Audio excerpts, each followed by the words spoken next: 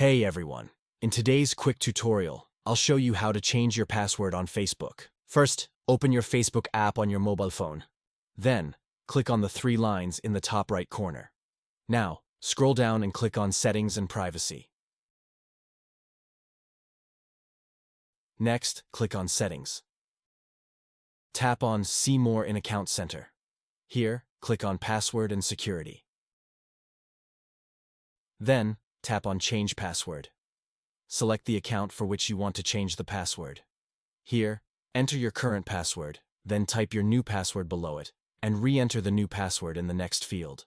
After that, click Change Password button. Your Facebook account password will be changed.